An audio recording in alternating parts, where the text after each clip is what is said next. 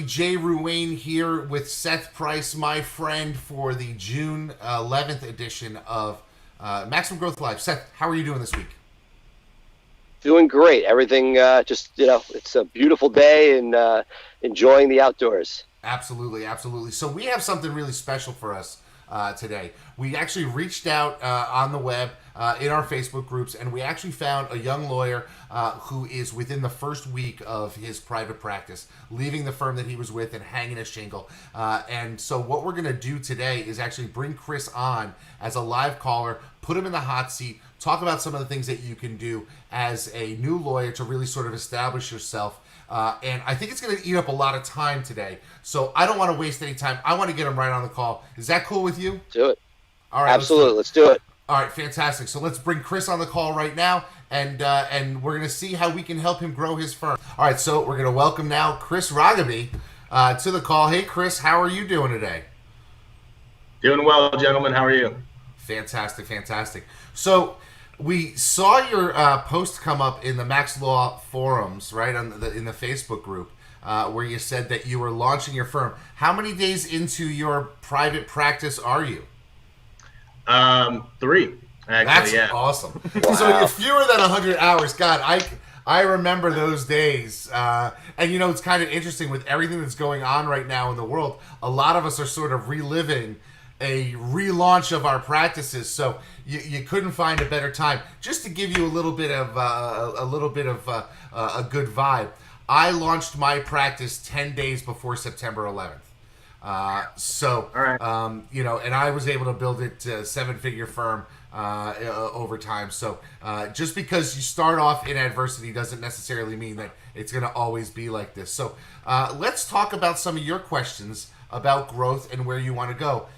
We're wide open. So what questions do you have for us, and how can we help you grow your firm? Tons of questions I've really tried to narrow down to allow for some time for elaboration and so on. But a lot of them really come down to marketing and digital marketing specifically, since that's obviously sort of the way the world is operating today. As far as like how much is too much content to post, if there is such a thing? Let's take a step back. Which practice areas are you looking to attack? Do you have any that you have now? Do you have ones that you want to get to eventually? What's your plan? So my plan has been to basically work criminal defense work, and that's really the practice area I wanted to focus on.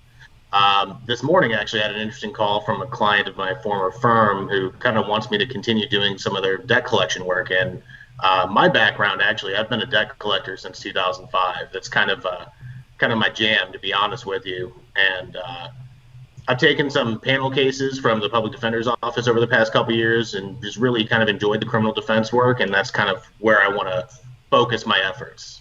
Well, and I say from a digital point of view, I applaud it. Not only did I and Jay both start our firms with that, I think it is probably the area most ripe for digital marketing, in the sense that if you were to line up the B2C areas, and generally we talk about the business to consumer areas as being most ripe for digital marketing, and the B2B areas as the ones you should go take people to lunch and get season tickets to games if people would do that. But, criminal defense has the least number of people on TV compared to PI, and at the same time has the most number of people that don't want to talk to anybody else, where they want to do their own research, which is why it's great. So, just like Jay, launched during a downturn in the economy. And to me, it's a long-term play. Like, you're not going to, at least organically put up a website and have, revenue flying in the door day one. But I think it's being realistic about what you're doing, and time frame is really important. So yes, content, SEO comes down to two fundamentals: content and links. It takes a well-coded site beneath it, so that if you've got your site finally, but understand that Google generally keeps sites in a sandbox for a period of months before you get any meaningful love. And it may take a full year before it gives you the opportunity to be in play with competition, even if you're doing things right. So I applaud the idea. I don't think you can do too much content at this point. This isn't a legacy site with bad blogs. If you're writing great high quality content, there is no better use of your time. I would do it in a strategic manner where you hit the main geo location and crime keywords that you want, but that if you do it in a logical, methodical manner, creating silos of information, that the content itself is an amazing use of time when you have more time than money, which won't always be the case. And so thinking about strategically and mapping out a content plan of what you want to accomplish and then executing it, I think is awesome. What I would stay away from is something that Jay and I have seen over the years marketing companies and other people do, which are what I call regurgitated news blogs, where you rewrite a story from the news and put it on your site. It doesn't do you that much good. The one exception is if there's a case you're trying to get and you write a detailed blog trying to get the family to see it, great. But that's an exception and takes real pinpoint accuracy. Most of the time, those blogs are the bad content that weigh down the site, so that 500 word plus pages of content, and for your money landing pages, up to 2,500 words, building that an amazing use of time, particularly early in the firm. So one of the things I have a question for you, Chris, is, it's interesting when you're in Facebook groups and when you're talking about it, people say, well, what kind of law do you practice? You practice criminal law, right? But criminal is so wide. Is there an area of criminal that you particularly like, that you can sort of start to focus even now in the content that you're creating? Yeah, I would say so. DWIs mostly I think are pretty interesting, but with things like Uber and whatnot, like on the rise, it seems like those cases might be dropping. Alternatively, expungements are apparently a good source of revenue. Post-conviction relief might be interesting from a philosophical academic standpoint, but I'm not really sure that's something I want to focus marketing efforts on. Seth, he's a young Jay Ruane. Yeah, exactly. he's me 20 years ago. I met Jay going to DUI marketing conferences years ago. And look, everything you're saying, 10 years ago, people were concerned that DUIs were going to go away. And I definitely think Uber has affected the market. It is not the same. Jay, you may want to talk. There are two major national organizations that are amalgamations of DUI lawyers where there's amazing training and CLE opportunities and sort of networking. Jay himself, you can't go to one of those, mention Connecticut, and not have Jay Ruane as the next breath out of anybody's voice. So there are dues that can be paid within those organizations, networking-wise, but I feel like marketing-wise, most of that takes place outside of those organizations. Those organizations have been amazing for networking and CLE, but if you want the phone to ring, that's on your own. Yeah, no, in fact, most of the organizations, the two main organizations, the National College for DUI Defense and the DUI Defense Lawyers Association, really don't focus on marketing. DUI DLA is actually adding that to some of their seminars, but National DUI College doesn't have any marketing events. Really, the strength of those organizations is the training. The skilled practitioners who are trying cases every week, that are there teaching you tips and tricks, is phenomenal. So I'm certainly encouraging you to join one, if not both, of those organizations, because I think they both provide opportunities. The networking though is great, because when you meet people at these seminars, especially with DUIs, business people travel, right? And business people travel, entertain, and get a DUI. So you might have somebody from Colorado that you met, a lawyer who reaches out to a lawyer there because they got a DUI in your neck of the woods. So that's one of the great things about being part of these professional organizations. But if you are going to focus on DUI, I'd make a recommendation to you now that perhaps your content should really be focused on the drug-related DUI. We're starting to see across the country marijuana legalization, or at least decriminalization, a lot more use of that. There's a lot of training programs you can do just on the drug aspects of drugged driving, not necessarily DUI. And I think there's going to be a lot of federal funds going into that in the next decade or so as you see more legalization and liberalization of attitudes towards it. And as a result, I think that's a growing area in the DUI niche, right? The DUI, Well, DWI niche, OUI, whatever you want to call it. So I think if you're going to start writing content, that would be a great place to really separate you from all the other DUI, OUI, DWI lawyers in your community, because they've written everything about the field sobriety test and alcohol, and you're going to have the site that's focused in on the future, not on the past. So that would be a recommendation for you. Absolutely. And look, this is almost a walk down memory lane for both of us. Two thoughts that came to mind, because Jay talked about, one is, that the marketing that you do has changed over the years. So many of the people who have done this as a legacy practice have been in certain silos. Let me try to be more precise. So when I started, I had a different criminal law site and a separate DUI site, and I marketed them separately. We've had previous, webinars and Zooms where we've talked about one site versus two sites. You have limited resources. You're just getting started out. If you want to do criminal and DUI, you're really stuck with the one site concept. And frankly, even with resources, I eventually morphed the DUI pages and sites into a criminal site. So it would be domain.com/DUI, so that it's one off the homepage. So the negative to that is you're competing with somebody who only does DUI. But I feel like the economics are such right now that it would be, as a new lawyer, to go in and only do DUI, probably not a prudent move, and that the diversification is important, and you don't lose much. If you're a criminal defense lawyer and you do DUI, again, you pound what you got. So if you only do DUI, you tell everybody that, and that's great. If you don't, you say you primarily do it. I don't think you're losing much, but it's going back to the original piece about content. Having a homepage that can incorporate criminal and DUI, but signaling to Google that the top of the silo for DUI, treating that as if it's an entirely separate website, and that there's a silo of information, meaning the DUI, the page on DUI then has pages on, on drug, on alcohol, on other pieces, on first time, second time, third time, that you're creating a site within a site. And that as you're doing the content we talked about in the first part of this call, was that you would be thinking in those terms. Here's my criminal piece, and here I have a separate section that's entirely on DUI, and focusing and building that out as if it's not just I have a page on DUI, but I have an entire library of information about DUI. Yeah. Now, Chris, one of the things I want to talk to you a little bit about is how you can give a positive first impression on the web, because I think this is something that a lot of lawyers miss, and really it comes down to investing a little bit of money. And I know when you're first starting out, money is tight, right?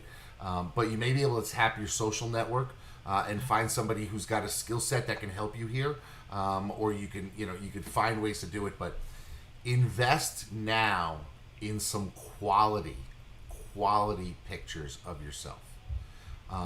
Because I go through and get contacted by lawyers every week, and they say, my website's not really performing.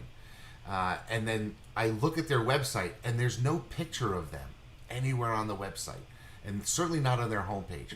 At the end of the day, people like people, and they want to connect with people.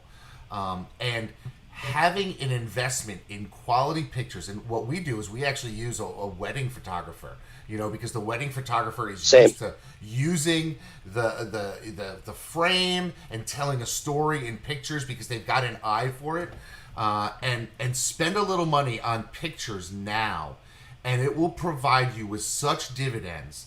So we get a wedding photographer on a Tuesday when they've got nothing else going on, and they will come out, and we can usually get them at a discount, and we tell a story with our pictures. So invest in those pictures, get them on your homepage, get them on your social profile so that they all match, because at the end of the day, if a person's going to pick up the phone, they don't know what you look like. They're scared to call you, but if you look approachable with a smile on your face and they get on the phone with you, Seth and I have talked about this for years. I don't really care what the client looks like, but the client really cares what I look like and what my people look like, because they have to trust us, right?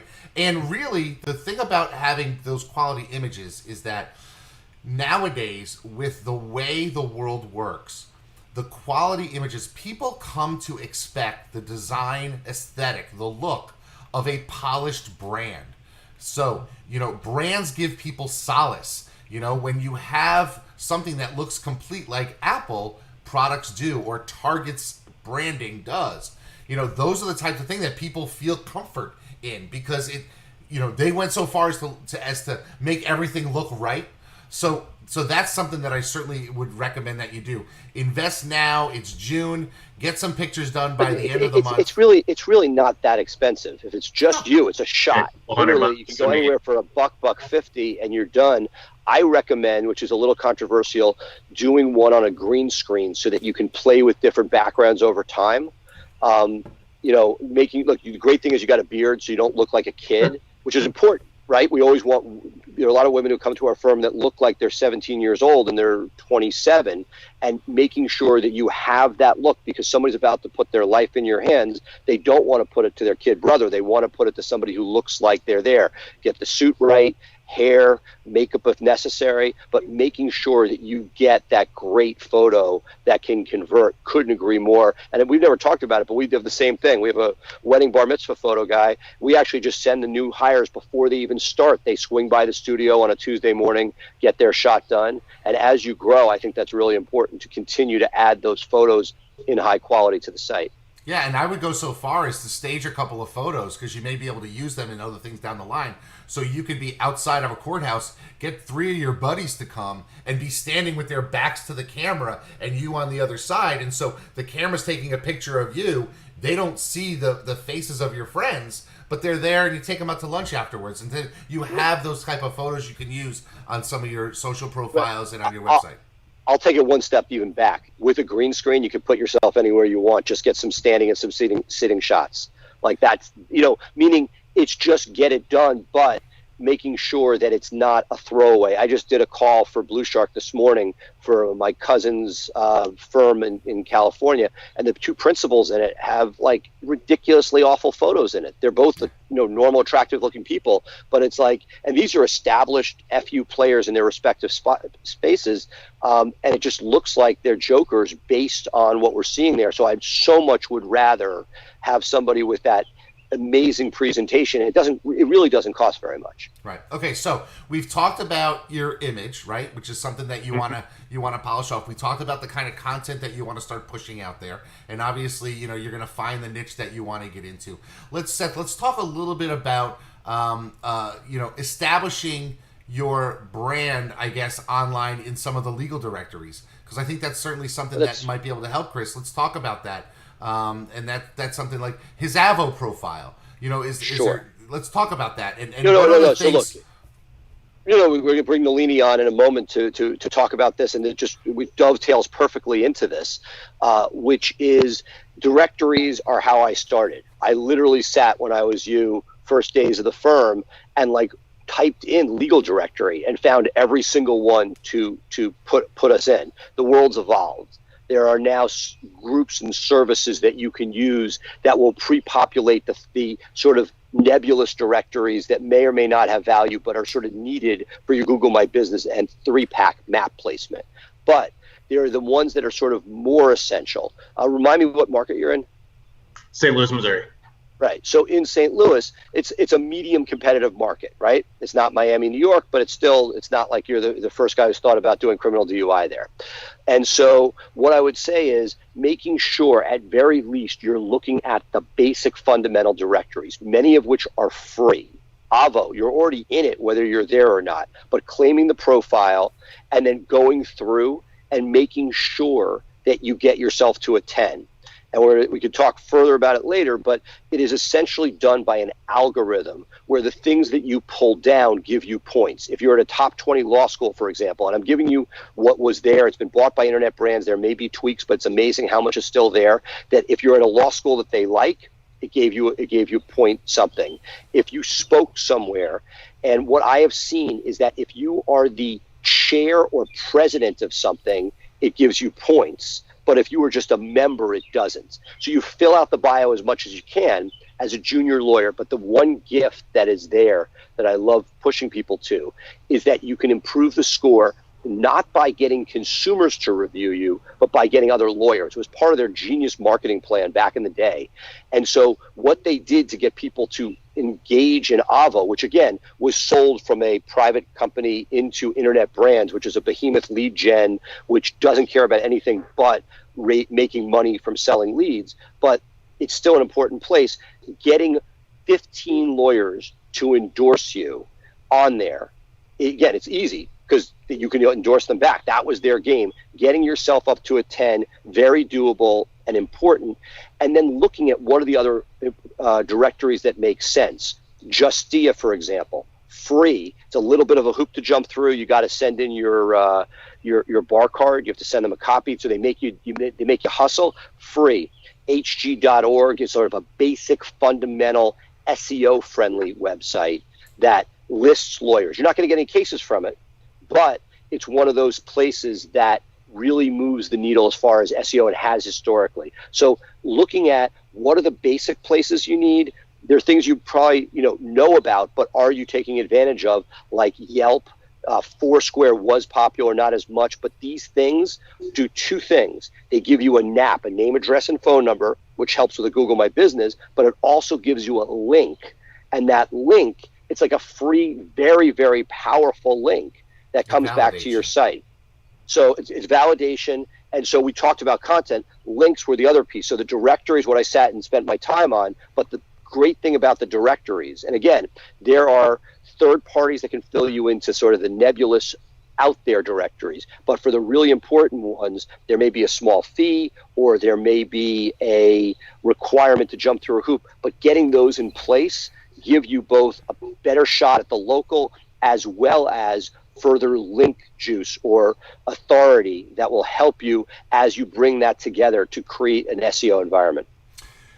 Great. That's great stuff, Seth. So the last part of the thing, so we've talked image, we've talked content, we've talked directory. I want to talk a little bit briefly about pay-per-click, especially in this space, because as Seth will tell you and I will tell you, other than mesothelioma, DUI pay-per-click is some of the most aggressive and expensive pay-per-click out there compared to many other practice areas. And so competing as a early person competing in this space with budget being a concern, it may be something that you need to consider, but it's also a very fast way to lose money if you're not able to convert the people that are clicking on your ads. I mean, I started with pay-per-click back in 2001, and I was paying, 10 cents, 7 cents a click. Some of those same clicks now are $175 for just the click, right? And that can really eat up your budget very quickly. So I'm going to make a recommendation to you. I think pay-per-click, because of the nature of DUI cases, because people don't like talking to their friends that they got one, because they are up in the middle of the night when they can't sleep looking for information, and because there's usually a very short time window from arrest to court date when they have to make a purchase decision, pay-per-click can be a way to start getting the phone ringing for you.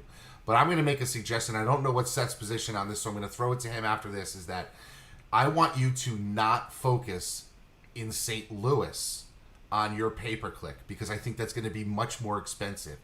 I think you should take some of the towns in the surrounding suburbs and focus your attention in those areas. So instead of maybe, St. Louis, I guess, Columbia might be an area where you could, target DUI, people looking for DUI attorney. Because I think the problem is that the people with the deeper pockets in St. Louis are going to have bid up those that stuff. And if you can get pay-per-click in the surrounding areas, you're going to find that person who lives in the suburbs, who went home, and is now doing the research, and you're going to show for them. And it may put you in a position where you can get somebody at a $17 or $15 click rather than the high cost click. Seth, what's your thought about something like that? It's a mixed bag. So obviously it's a lot more expensive. Google's gotten such that the ROI is not amazing from it. They know how to squeeze that down. It's an auction. So so the ROI is not nearly as much. At the same time, presumably you're answering your own phone right now, right? Anything that comes in, particularly from pay-per-click. So your conversion will be higher. Jay, I see it as a mixed bag going to the outlying areas. You know that I love that strategy for organic, no question about it. My only problem with it in a non-pandemic time where you're going to meet with people in person is that I have a theory that every 10 miles you leave from your office, concentric circles going out, you have a lesser chance of signing somebody.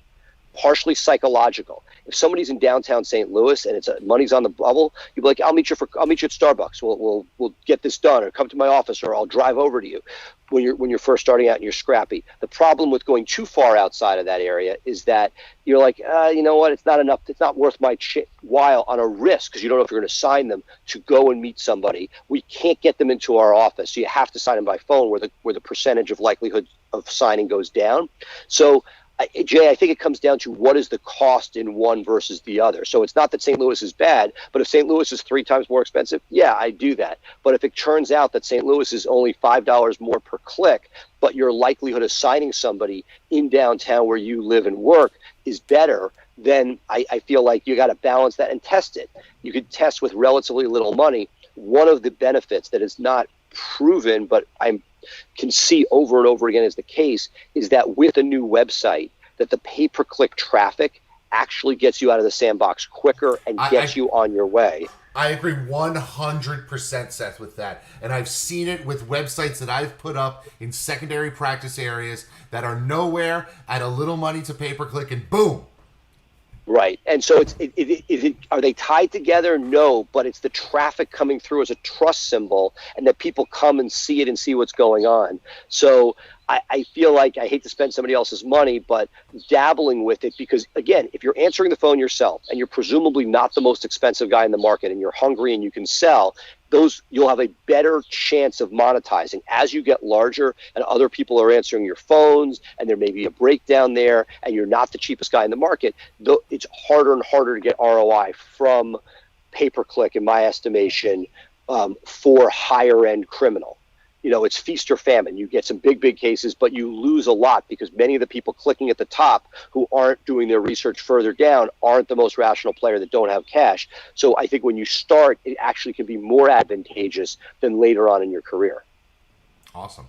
So I think that really gives us 4 good points, right? The 4 good points that you can focus on: image, content, directories, and a strategy for early pay-per-click. And obviously you can set your budget where it is. When I started doing some stuff, I actually tithed myself. I mean, maybe that's not the right word to use given the religious context of it, and that I'm doing it to make money. But every fee I brought in, I segmented a certain percentage of that fee to go back into marketing my practice, because I wanted to make sure that I had funds to keep the hamster wheel moving. So, Chris, any other questions that you might have? Give us one last question we can top you with before we run out of time. Is there something else that's burning that you need some help with? Yes, absolutely. So, been working on my website, and one of the things I've been doing with researching my competition and reading attorney bios and whatnot, a lot of them sell on their experience either as a former prosecutor or been doing criminal defense for X number of years. Now, I, on the other hand, have been doing debt collections, and criminal defense is a new practice area for me. But I feel like my competitive advantage could just be that, Seth, you used the word scrappy, and that it probably best describes me more than any one single word.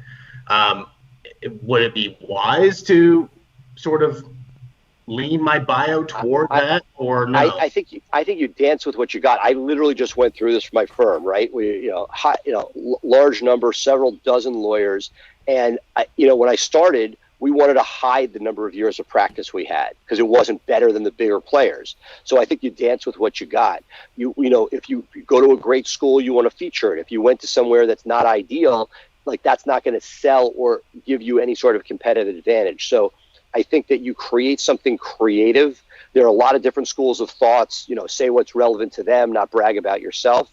And in this case, I think you talk about the tenacity and why you're doing it and why you're passionate about it more than the number of years, because you're not going to win a beauty contest on how many years you've been doing it, but you can do it based on the fact that, when it's just you, you're getting me. There's nobody else. It's me. You're not going to get some other administrative person handling your stuff. I've got you, and I'm not going to dump you on a junior associate. I'm going to fight as hard as I can for you. And if you can turn the bio into almost a sales piece on you forgetting about the things that you're not going to win, them comparing one bio to another. I think that that's the way to go when you're junior. One thing piece of advice I'd say is, if you are going to put number of years of practice, don't put it as a numeric year, because you forget about it. And like 5, 7, 8 years later, you look at it and you've undersold yourself for all those years. So, understand that anything in a bio is going to sit. It shouldn't. It should be updated, but it will. And so leaving things that won't age badly, but at the same time, understanding that you don't want to brag about something that really isn't that special and is going to get undercut by your competition. So, Chris, let me ask you a question. How long have you been practicing criminal law? About 2 years. Okay. So you're working towards your 10th year in practice of criminal law, aren't you? Yeah, 8 years ago. So, I mean, that's honestly, in my first year of practice, that's how I would sell myself to people. They say, I had this crazy gray hair back then, which you don't have, but they would say, how long have you been doing this? I say, I'm working towards my 10th year. And they say, oh, wow, that's really impressive. It's how I shade the facts to my client's benefit in front of a jury as well. And I think that's certainly something that one of the things I would recommend that you do. And bios is something that I think a lot of people need to sort of understand.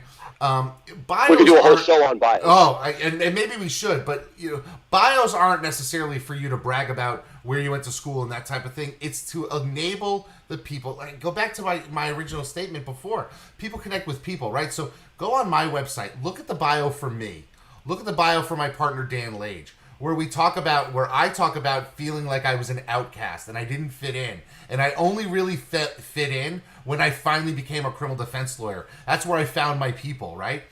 For my partner Dan, he talks about how he was homeless and he was a high school dropout, and it wasn't until he had his daughter his son, that he started to say, hey, you know what, I need to get my stuff together. And so I've always been an underdog, and I fight for the underdog. Read our bios, because I can't tell you, ever since we took away from, let me tell you how great I am, and made it about why I do what I do and who I am as a person, more people have come into our office and said, I read your bio, man. I knew you were the lawyer for me. So take it from that perspective and think about that. So I would encourage you to go on my website and take a look at my bio, my partner Dan's bio, because I think it helps you sell your story. Seth, you got something to add there?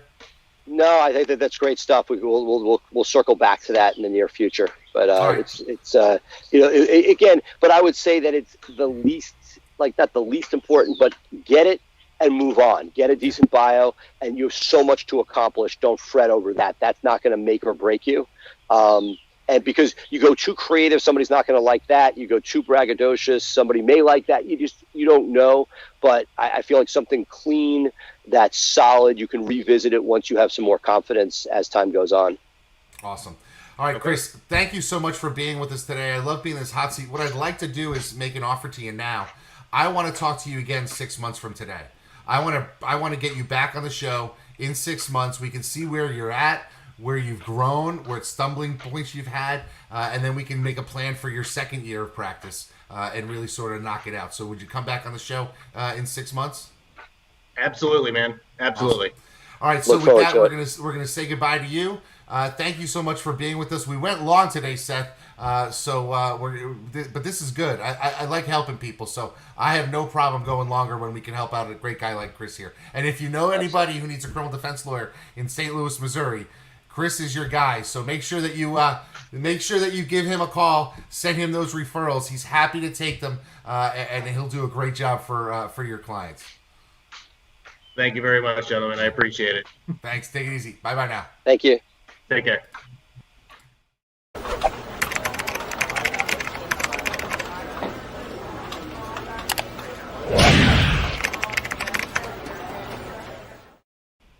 Wow, Seth, that was just phenomenal. I think Chris has got a lot of good takeaways from our quick conversation. It went a lot longer than I expected, but that's the kind of thing you can get into. Once you start talking about these things, it sort of is like a ball rolling downhill. It picks up speed, and it was some great stuff.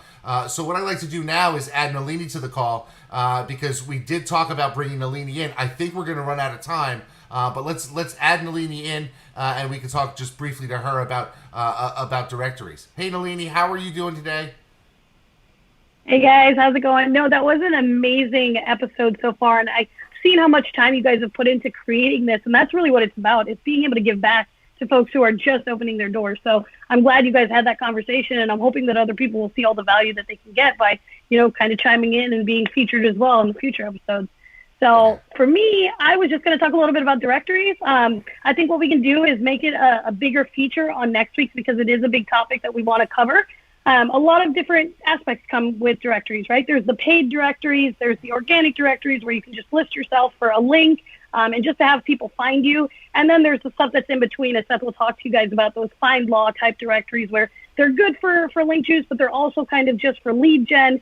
Do they work? Do they not work? I hear that question all the time. And Seth, I know you can speak a lot to that. You guys talked about it a little bit with Avo, but if you want to talk a little bit more specifically about some items that you've seen with Price Benowitz.